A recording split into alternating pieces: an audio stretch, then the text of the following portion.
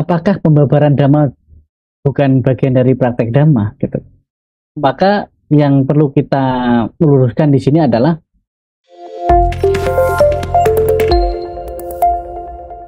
Iya, saya masih berpikir gimana cara menciptakan channel 0,115 tadi, 00,15 ya Bante ya. Karena akan selalu ada Bante. Itu selalu ada. Ada, cuman nanti jadinya merekesak. Jadinya kita ada gesekan-gesekan secara kita nggak sadari, tetapi akan menjadi luka gitu loh. Nah, memang itu butuh proses.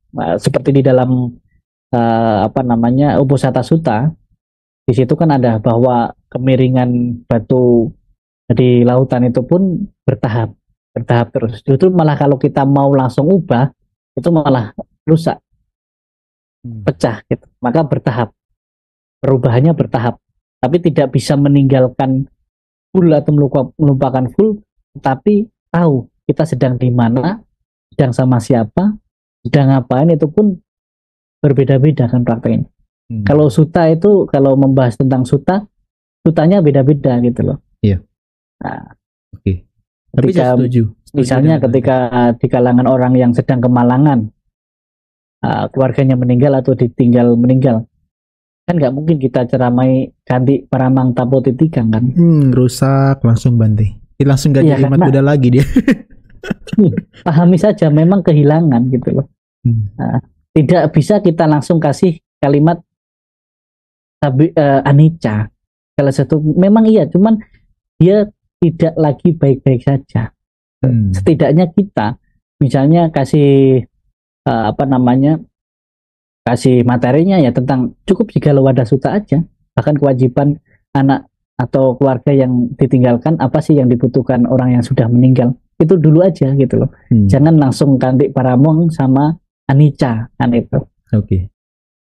Bante, tadi kan kita banyak ngomong tentang masyarakat 001 masuk ke 002, kemudian harus kembali lagi ke 001, ya kan Bante? Saya mau tanya dari pribadi Bante gimana? Karena ada Bante kan dari 002 nih, seringnya ke 001 nih, gaul, ngobrol dan sebagainya. Itu punya kesulitan nggak Bante? Maksudnya terutama ya dalam kehidupan monastik, dalam menjaga winaya. Apa Bante merasa ada kesulitan dengan itu? Di awal mungkin akan sulit karena kita takut melangkah. Nah, di awal kita sulit karena takut melangkah. Saya ibaratkan ketika kita pakai sendal langsung jalan di tempat yang nggak ada sendalnya, yang seharusnya kita harus pakai sendal, tapi di tempat yang nggak ada sendalnya. Misalnya security-nya itu cekya dan winaya bagi kehidupan kita. Maka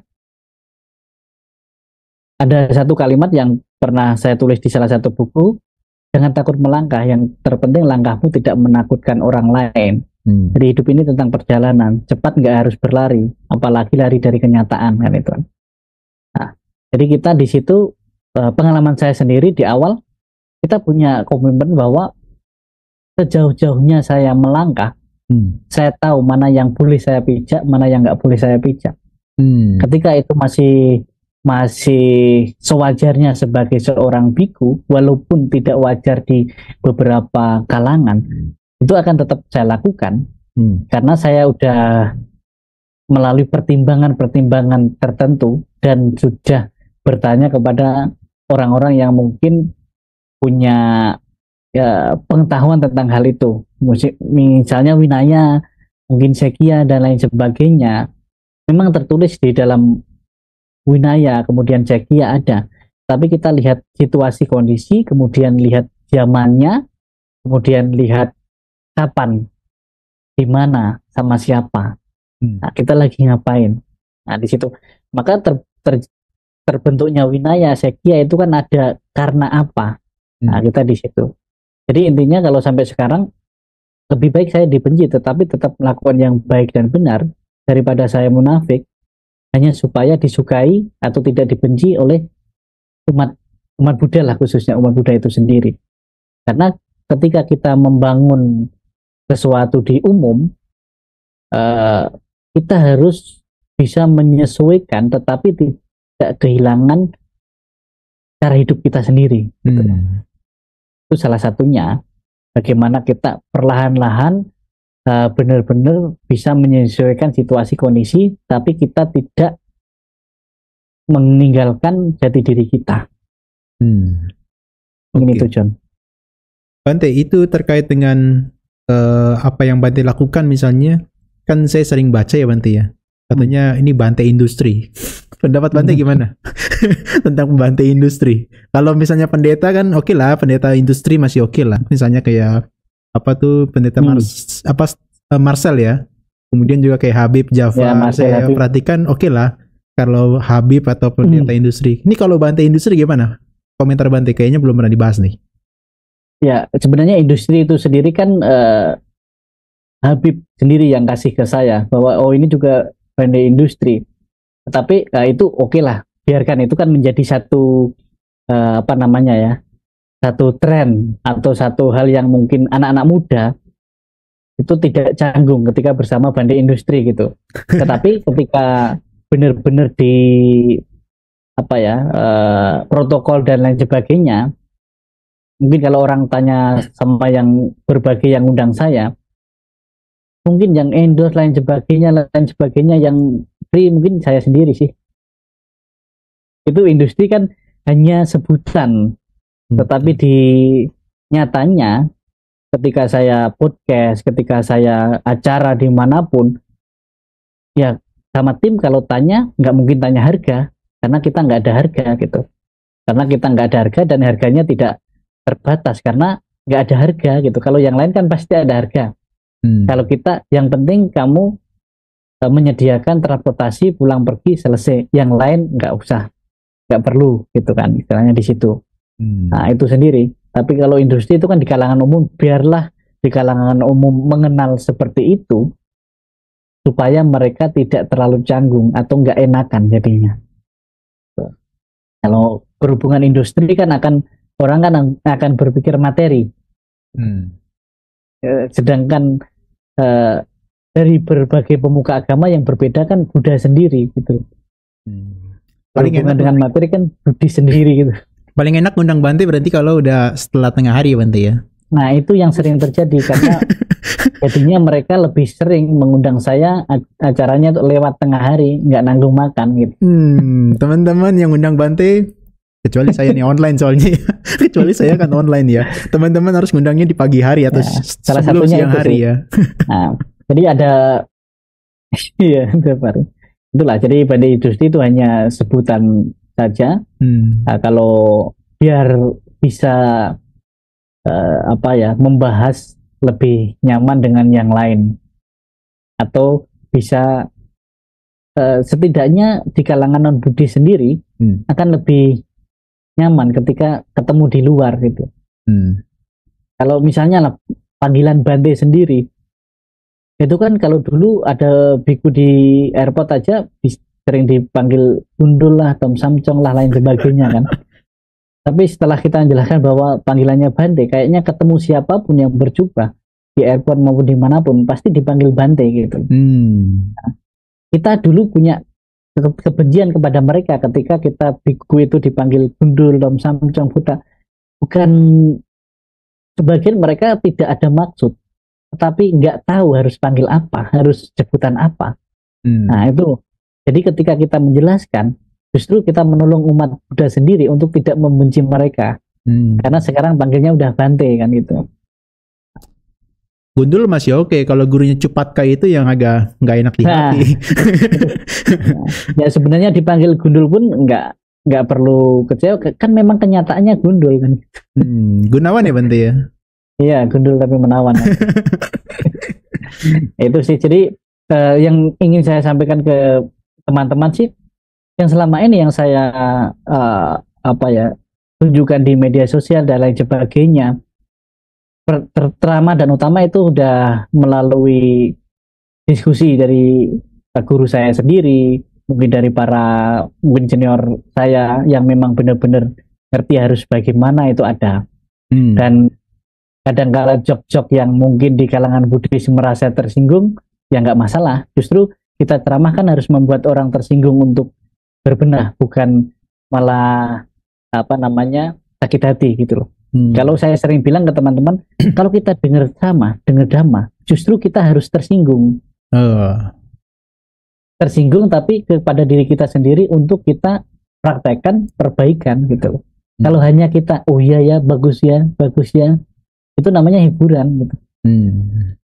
Berarti saya dulu sering sebelum jadi Samanera, saya sering baca bukunya Ajahn Brahm yang Cacing dan Kotoran Kesayangannya.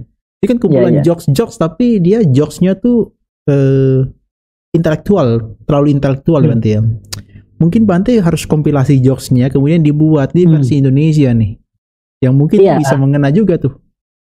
Saya mempelajari jok-jok buku Ajahn Brahm, cuman kalau di kalangan masyarakat umum pada umumnya harus mikir dulu mereka gitu loh. Iya. Kalau dalam materi stand up komedi itu seperti kalau di Indonesia seperti Indra Firmawan, ketika dia udah mengeluarkan joke yang berapa detik baru orang ketawa karena mikir dulu gitu. Loading dulu ya. Nah, misalnya kalau di Indonesia mungkin lebih ke mungkin Bante Utamo, mungkin beberapa ulama-ulama, mungkin Gus Dur, mungkin kalau penceramah Islam dulu Kiai Zainuddin MZ itu ada juga di situ.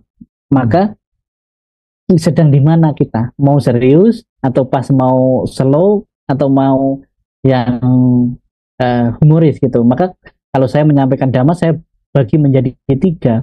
Ada namanya dhamma desana, dhamma kelas, sama talk show gitu loh. Nah, itu berbeda-beda semua.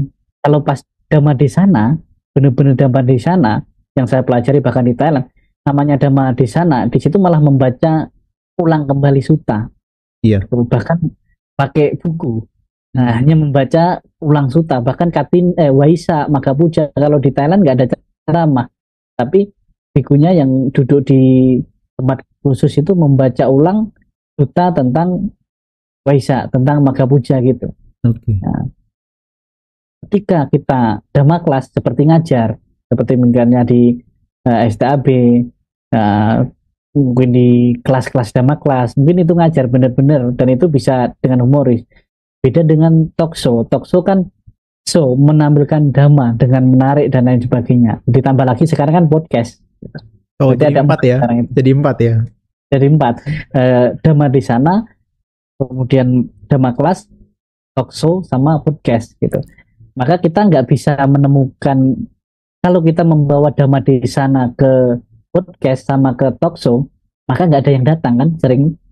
Bukan berarti nggak bagus, cuman tidak pada tempatnya ketika menyampaikan gitu.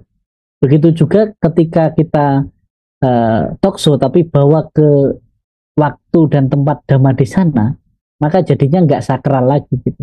Iya, oke. Sesuai pada tempatnya. Iya, betul. Oke. Bante, ini ada pertanyaan dari teman kita Bante di Instagram. Ya. Bagaimana tanggapan Bante dari Wina Damayanti ya? Tanggapan Bante tentang ajaran yang masih orisinil dipraktekkan dalam kehidupan era 5.0. Modern banget nih. Saya sendiri kalau mempraktekkan dharmanya, bisa ajarannya, saya rasa setiap ajaran Buddha original. Yang nggak original kan ritualnya gitu loh. Karena setiap tradisi kebudayaan bahkan tahun ke tahun itu kan akan mengalami perubahan. Nah, kalau namanya dana, sila, samadhi dari zaman dulu sampai sekarang, kalau itu benar-benar sesuai dengan kaidah Tripitaka-nya, saya rasa itu masih ya dibilang original ya original. Karena memang itu ajaran Buddha. 4 kebenaran mulia juga original, cuman bahasa dan caranya menyampaikan aja yang berbeda. Maka kita tidak bisa bilang ini yang original, ini yang enggak. Bahkan misalnya di Theravada, misalnya kadang kan orang sering bilang, oh kalau Theravada itu egois, berarti nggak ada bodhicitta gitu. Enggak, memang nggak ada bodhicitta, tetapi kita ada namanya Brahma Wihara kan gitu kan. Brahma Wihara ada. Ternyata beda nama dan sutranya berbeda aja, tetapi prakteknya sama antara bodhicitta sama Brahma Wihara, ternyata sama di situ ada gitu loh. Nah, mungkin kalau di masyarakat Buddhis lah, karena kan kalau masyarakat Buddhis di masyarakat itu melihat praktek di masyarakat bahkan ceramah-ceramah mungkin dari Mahayana ada, dari Theravada ada, pasti akan melihat oh mana ya, oh ini Mahayana, oh ini Theravada. Keduanya bisa dipraktekkan, hanya bahasanya aja yang berbeda gitu. Salah satunya kalau kita mana yang original, bahkan saya kadang-kala saya nggak peduli, nggak penting mana yang original atau enggak, yang penting pas saya praktekkan tidak merugikan diri sendiri dan orang lain, itu dhamma gitu. Karena dhamma kan ada kusala dhamma, akusala dhamma, abaya kata dhamma. Tapi Sang Buddha kan bilang katame dhamma kusala. Ada dhamma baik, ada yang dhamma tidak baik, ada yang netral. Tapi Sang Buddha menekankan katame dhamma kusala. Dhamma yang baiklah yang saya ajarkan, yang membawa pada pembebasan.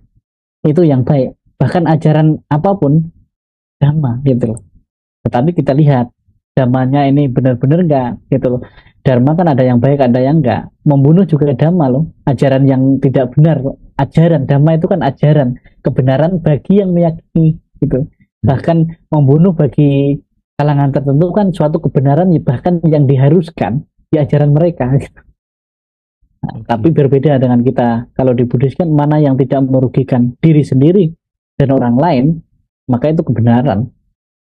Dan itu patut untuk dipraktekkan, maupun itu asli atau enggak asli, yang pasti itu benar, berarti perlu dipraktekkan. Maka kita harus mungkin garis besarnya begini, kalau mau tahu original atau enggak original, kalau itu benar pasti original, tapi kalau itu hanya baik belum tentu, karena baik belum tentu benar, tetapi kalau udah benar pasti baik. Gitu. Oke. Satu kalimat itu baik belum tentu benar, tetapi kalau udah benar pasti baik.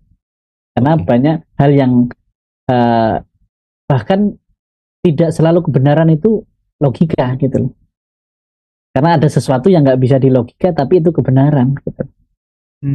Kadang kita terkhusus lah, kita sebagai mungkin mahasiswa ataupun sebagai generasi muda Buddhis lah, semua kan yang penting logika. Logikanya seperti ini. Tidak selalu, bahkan dhamma itu tidak semua bisa dilogika gitu. Ya. Setuju. Oke Bante, kita beralih nih ke YouTube ya Bante ya, pertanyaan dari teman-teman. Tapi mungkin saya kasih announcement lagi ke teman-teman. Teman-teman kalau mau bertanya di YouTube silakan sampaikan, kita ada sesi diskusi dari teman-teman pertanyaannya di YouTube, nanti Bante bisa bahas. Mungkin pertanyaan pertama ya Bante ya, di YouTube nih. Ini pertanyaan pertama dari GB Tommy Haryanto. Nama budaya Bante, bagaimana membagi waktu antara aktivitas sehari-hari sebagai biku untuk perkembangan batin dengan aktivitas Bante di medsos? Wah, menarik nih. Kalau di dunia kerja, work-life balance-nya Bante. Kalau di dunia spiritual apa ya? Meditation life balance gitu ya. Maaf, boleh diulang karena tadi ada jeda. Oh ya, sorry Bante. Ini tentang membagi waktu antara aktivitas sehari-hari Bante yang lebih banyak di sebagai biku, kemudian juga sering melakukan pembabaran yang secara universal di medsos Bante. Gimana cara bagi waktu? Oke. Apakah pembabaran dhamma bukan bagian dari praktek dhamma gitu? Maka yang perlu kita luruskan di sini adalah pelatihan praktek dhamma itu, kalau meditasi itu tidak selalu duduk memejamkan mata. Iya. Duduk memejamkan mata itu kan namanya latihan meditasi. Tetapi meditasi yang sesungguhnya ketika kita bangkit dari tempat duduk kita, kehidupan nyata, itulah meditasi. Kalau saya boleh pinjam dari teman-teman mungkin dari agama Muslim, jadi ibadah yang sesungguhnya adalah kehidupan kita itu sendiri. Bahkan bekerja itu harus ibadah. Sama kita pelatihan, bahkan saya sendiri menjadi seorang biku, saya keliling-keliling, saya mungkin di berbagai daerah, itu adalah salah satu dari pelatihan saya. Melatih kesabaran saya, melatih mungkin keyakinan saya terhadap Buddha Dhamma, melatih tentang bahkan kebijaksanaan. Kalau saya diam di tempat, saya tidak menjamin diri saya berkembang secara kebijaksanaan misalnya, berkembang secara kesabaran.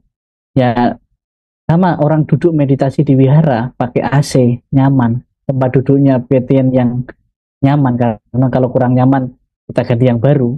Itu semua bisa duduk meditasi dengan tenang, dengan nyaman gitu. Tetapi ketika dapat tantangan dan rintangan, misalnya di jalan atau di airport mau dimanapun, coba di situ bisa menenangkan pikiran kita nggak gitu.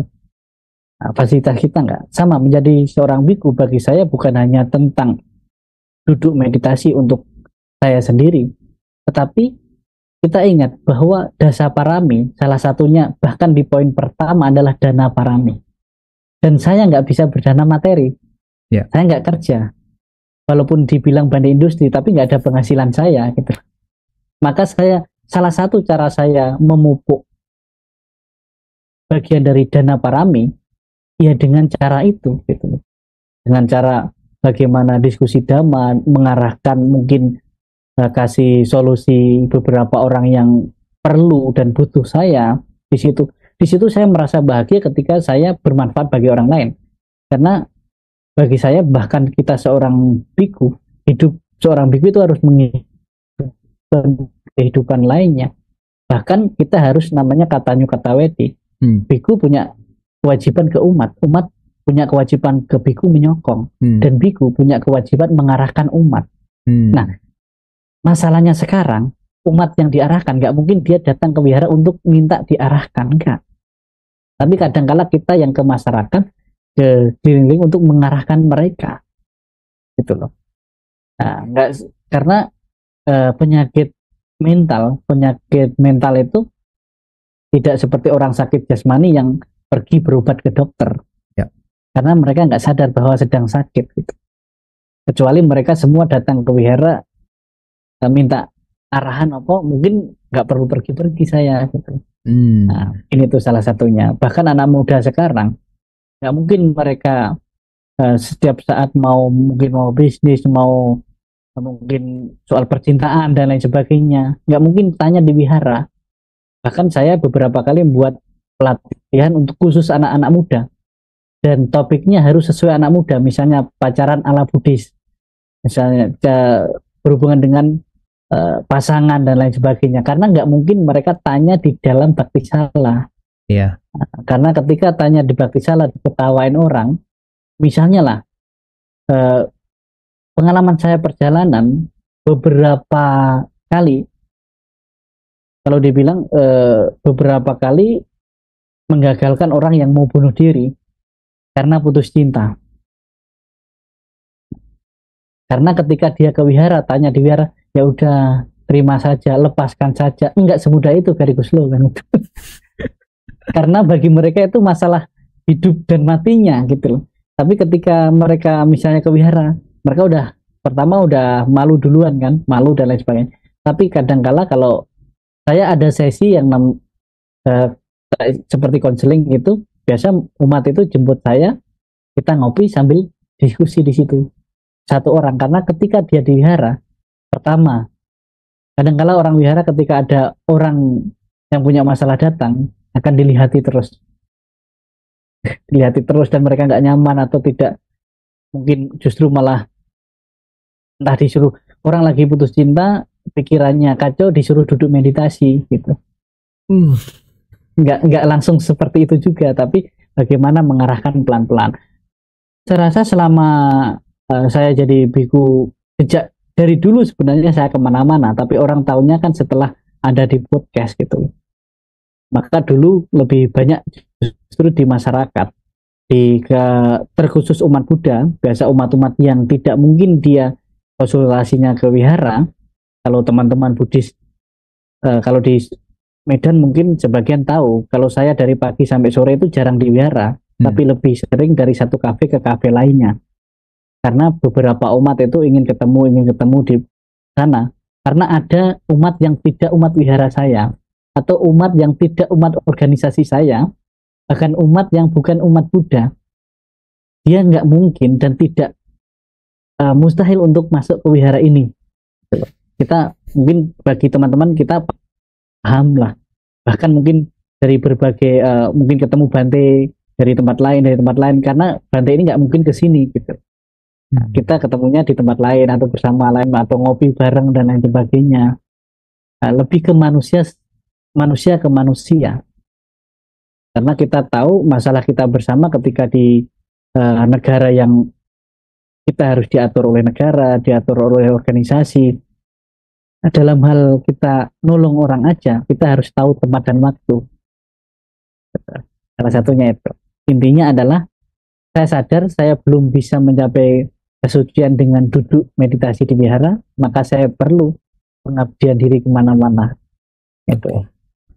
Kayaknya Bante udah bikin kopi toleransi, saya harus bikin kopi meditasi ya. Nah, bisa juga itu. Kopi meditasi mungkin lebih menarik juga tuh kayaknya tuh. Udah ada, tapi kalau di Medan ada, tapi teh itu. Teh meditasi? Menggunakan teh. Ya, meditasi dengan teh. Oh, oke. Okay. Itu murid-murid dari mendiang Master Thich Nhat Hanh. Oh, Plum Village ya, dari Plum Village itu ya.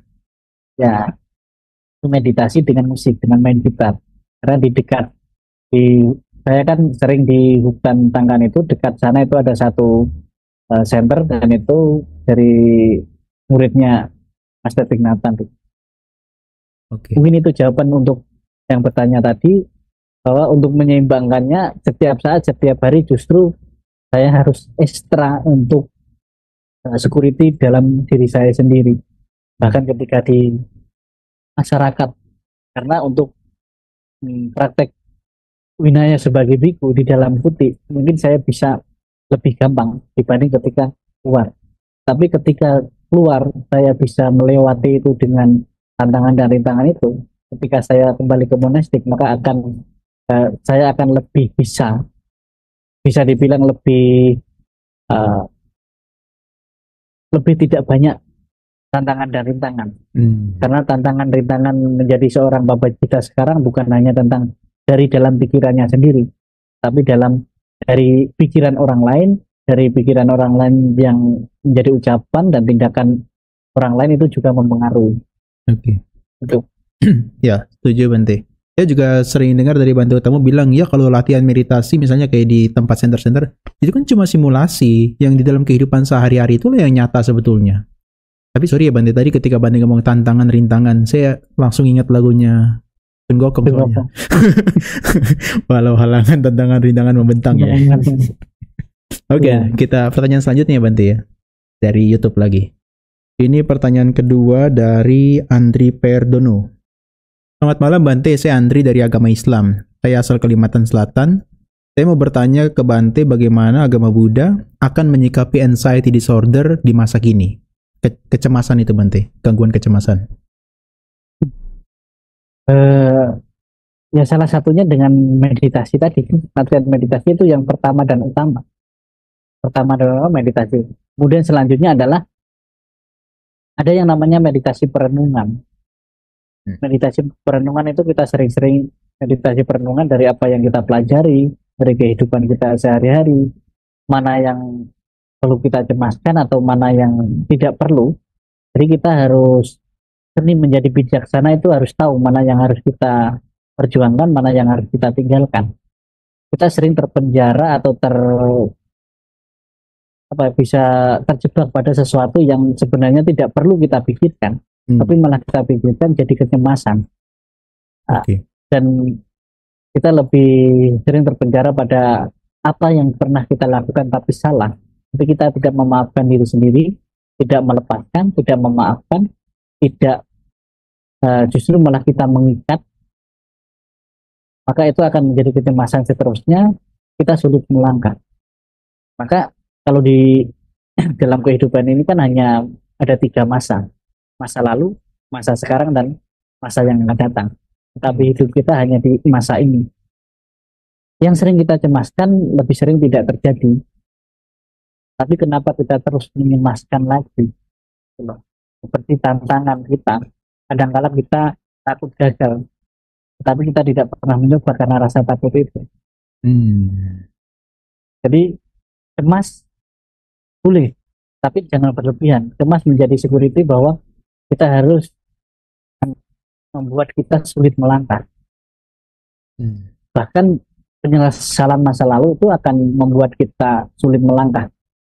Itu sih ada 2 cara sih. Kalau cara secara yang serius religius ya dengan melatih mindfulness tadi. Tentu yang kedua adalah merenungkan efek negatif atau yang merugikan dari terlalu sering mencemaskan itu sendiri. Karena kecemasan tidak akan pernah menolong dalam kesulitan kita, kesusahan kita, tetapi justru malah menjadi rintangan-rintangan pas kita mau melangkah kan. Kita harus belajar berani mengambil keputusan dan siap akan akibatnya. Istilahnya kita hukum sebab akibat itu ketika kita yakin melangkah tidak merugikan diri sendiri dan orang lain, maka jalankan. Masalah berhasil atau enggak berhasil itu nanti, masalah nanti. Yang penting kita udah mencoba, kita udah melatih untuk tidak terlalu mencemaskan, khawatir, kita tidak terikat oleh masa lalu, tidak mengkhawatirkan masa yang belum terjadi. Hidup di sini sekarang saat ini, karena terlalu mencemaskan masa lalu itu sulit untuk kita melangkah. Dan kalau kita terlalu mengkhawatirkan sesuatu, kita tidak pernah melakukan apapun karena kita takut salah. Oke, terima kasih Bante atas jawabannya. Bante, ini ada pertanyaan lagi dari Iwan Setiawan.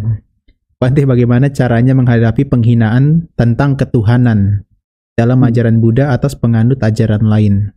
Mohon dijelaskan supaya jawaban yang diberikan tidak berdampak karma buruk kepada orang tersebut. Jadi ada orang yang menghina tentang ketuhanan di ajaran agama Buddha, Bante. Gimana? Kalau saya itu pernah jawab juga ketika podcast sama Habib, seseorang yang mungkin mencela, menghina, bahkan mungkin memfitnah kita atas dasar kebencian dia terhadap kita, itu nggak perlu ditanggapi. Karena itu tidak akan pernah menyelesaikan apapun, bahkan justru malah menambah masalah baru. Seseorang yang menghina atas dasar kebencian mereka, bahkan udah pasti dia tidak meyakini, maka tidak perlu ditanggapi. Karena kalau ditanggapi, karena bahkan untuk keyakinan aja berbeda, bagaimana bisa memahami gitu. Sering saya juga pernah menjelaskan tentang itu sama Habib, bahkan saya sendiri sebagai umat Buddha, kalau saya bisa menjelaskan ke umat lain konsep nibbana atau nirwana, justru malah belum konsep itu gitu. Karena kita membatasi konsep ketuhanan di dalam Buddhis itu kan tidak terbatas. Sedangkan kalau kita menjelaskan itu kan berusaha membatasi, bahkan menyamakan dengan konsep-konsep yang lain. Salah satu ya ketika kita difitnah, ketika kita mungkin difitnah dan lain sebagainya atas dasar ketidaktahuan orang, ya udah tinggalkan saja. Orang menghina, merendahkan, tidak menjadikan konsep kita itu rendah dan hina juga. Setuju. Betul. Tapi kalau kita perlu menjawab di kawasan orang tertentu, ya dengan pertama dan utama gini, kalau menjelaskan tentang konsep-konsep di dalam Buddhis, kita harus tahu bahasa konsep-konsep di dalam agama mereka. Kalau enggak, mereka tidak akan pernah paham. Pertama dan utama misalnya pencapaian Buddhis itu seperti apa? Nah, misalnya kalau di umat Muslim di Jawa lain sebagainya ada konsep manunggaling kaulo kalawan Gusti. Misalnya bersatunya saya dengan Tuhan.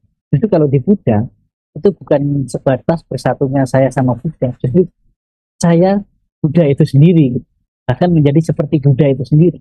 Misalnya kalau di konsep Kristen, kalau ada orang meninggal, semoga kamu terima di sisi Bapa.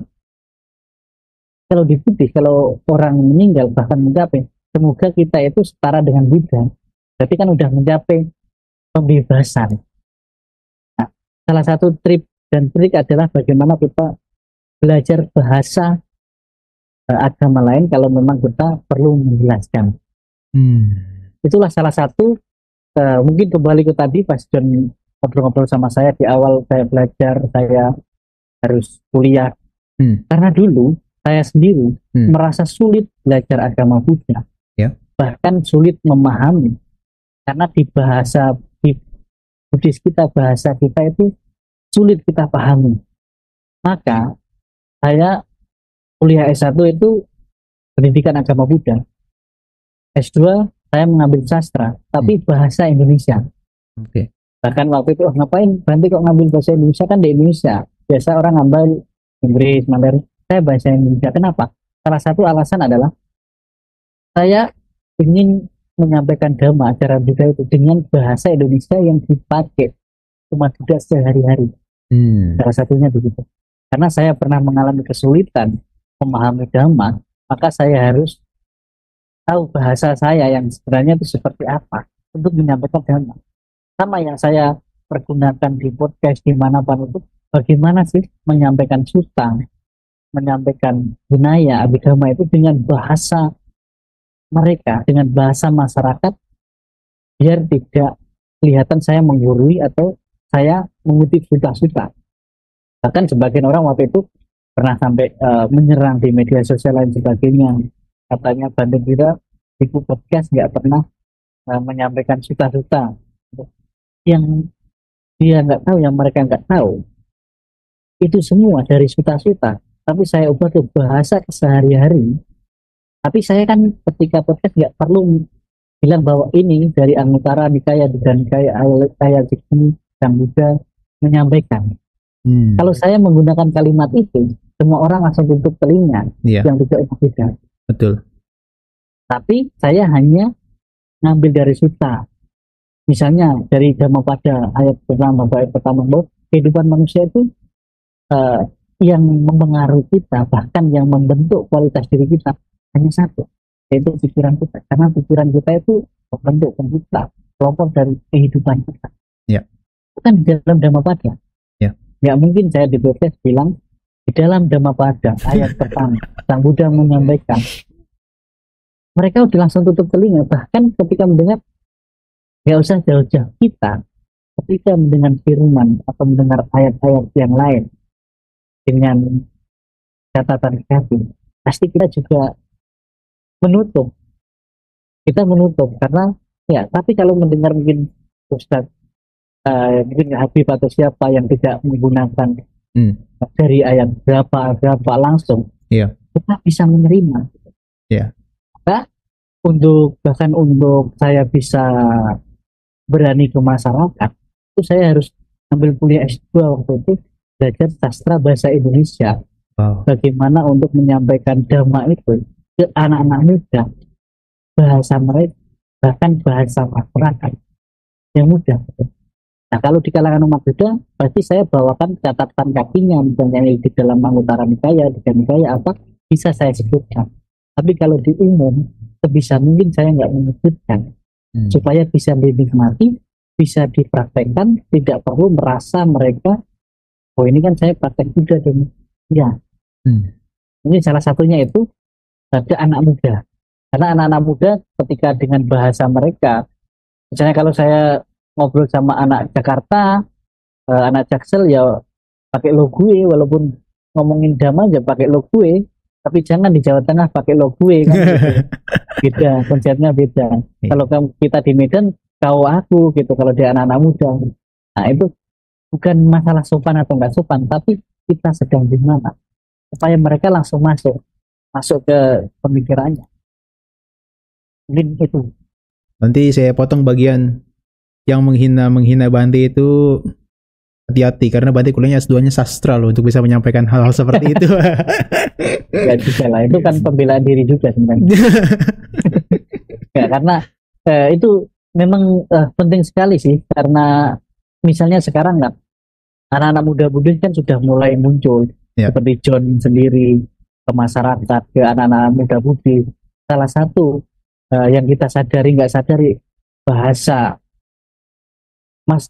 setempat, masyarakat setempat dalam menyampaikan dhamma itu sangat penting sekali. Ternyata ketika setelah saya keliling kemana-mana itu perlu sekali, karena ketika mereka nggak paham dan berbeda arti,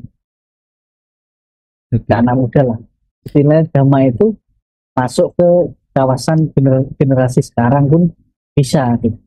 Mungkin. Tapi ini jadi inspirasi saya nih. Nanti mungkin S2-nya saya ambil lagi nih yang bagian sastra. Karena kemarin kan S2 saya adalah teknologi pembelajaran. Lebih fokus kepada kurikulumnya. Tapi kayaknya ke sastra bagus juga nih. Jadi saya bisa paham bahasanya anak Jaksel, bahasanya orang Medan. Bisa lebih kena kayaknya nih kalau nanti bikin kopi meditasi. Boleh juga itu. Karena itu akan misalnya lah di Medan, saya kenal di Medan biasa Bante, kalau yang sering di Medan biasa Bante siapa yang dari Medan? Arif Oh, Bante Abijato. Abijato. Iya. Beliau di Medan pasti banyak umat karena bisa ceramah bahasa Hokkien. Iya, betul. Di Jawa Tengah pasti Bante Damasubu kalau di daerah kampung-kampung karena pakai bahasa Jawa. Iya. Ketika kita melihat itu, mempelajari itu, nah itulah adopsi di beberapa daerah. Misalnya ke anak Jaksel, ketika saya ngisi di perusahaan, materinya bahasa kita juga harus kayak profesional lah kan gitu. Di kalangan kampus ya intelektual lah. Di kalangan masyarakat bawah jangan intelektual. Kita ngomong tentang istilahnya Antartika, semua apa, tapi di warung kopi kan berbeda. Ya, oke. Maka gimana kita sedang di situ, nah kita bahasa itu. Kalau misalnya di Sumatera Utara, umat Buddha sendiri bahkan baca parita itu beda-beda semua. Kalau umat Buddhis Karo itu pakai bahasa Karo paritanya. Umat Buddhis Tamil pakai bahasa Tamil ditambah pakai alat musiknya. Tahu sendiri kan film India bagaimana? Itu umat Buddhis Tamil di Medan baca paritanya pakai bahasa Tamil dan menggunakan alat musik, gendang dan lain sebagainya. Nah, ketika seperti itu dari semua kalangan bahkan orang-orang tua bisa sama umat Buddhis Karo, Batak Karo kalau di Medan. Dulu orang-orang tua nggak ngerti, tapi sekarang ketika ada parita bahasa Karo mereka bisa. Ada pengalaman juga dulu salah satu Bante yang tinggal sama saya ceramah di Wihara umat Buddhis Karo 1 jam ceramah bahasa Indonesia. Pas ketika terakhir tanya siapa yang mau tanya, nggak ada yang tanya. Ada yang satu angkat tangan di belakang. Oh, kenapa mau tanya? Enggak Bante, karena mereka semua dari tadi diam, nggak tahu bahasa Indonesia. bukan karena ceramahnya bagus, diam tapi nggak tahu bahasa Indonesia. Nah setelah itu baru Bante yang dari suku Karo yang masuk ke sana ceramah pakai bahasa Karo. Nah itu baru nyambung gitu. Jadi umat jadi ingat yang dibilang Sang Buddha kepada para bhikkhu itu, sampaikanlah dhamma dengan tradisi budaya tempat bahasa sekitar. Ternyata itu sangat penting untuk sekarang, masyarakat sekarang itu sangat penting, anak-anak muda. Dan seperti tadi saya yang ngobrol sama John tadi, materi anak-anak muda dan mengajar mindfulness, tapi judulnya saja Rik dan Krip mencapai kesucian, ya nggak masuk mereka. Nggak masuk. Mereka sedang membuka usaha tapi mau mencapai kesucian, rugi dong saya gitu. Tapi bagaimana menghadapi tantangan dan rintangan hidup? Bahasanya sekarang kan healing. Kalau kita biasa main terapi, art terapi, itu semua hanya beda bahasa. Tetapi itu masuk ke pemikiran mereka. Saya jadi tertarik betulan bikin kopi meditasi kolaborasi dengan Bante nih. Betulan kayaknya anak-anak muda cocok ya Bante ya maksudnya. Bante kasih tahu saya dari sisi bahasanya, nanti saya kasih masukan gimana cara praktek meditasinya mungkin. Karena bahasa, salah satunya bahasa ke anak muda kalau meditasi buat beberapa hari jangan bahasa retreat, jangan retreat meditasi. Pasti berat mereka. Biasa kalau saya dulu buatnya one day fun in Dhamma gitu kan. Yang 1 hari berbahagia di dalam Dhamma itu biasa ada anak-anak muda. Kalau di kalangan mahasiswa dulu saya buat kayak camp, misalnya camp bukan meditasi tentu, tapi kayak Buddhist camp atau apa gitu. Ada, karena waktu saya kuliah S1 itu dari saya masuk sampai saya lulus saya ketua BEM kebetulan. Ketua BEM-nya malah gini ya biku ya. Iya, karena kalau umat cari keuntungan materi aja, untung dan rugi gitu loh. Nggak perkembangan kan jadinya kan. Tapi kalau ada waktu itu ada Bante sama-sama Nera gitu, bagaimana ya kita sebenarnya pemikirannya aja, tapi yang eksekusi juga mahasiswa lainnya. Oke.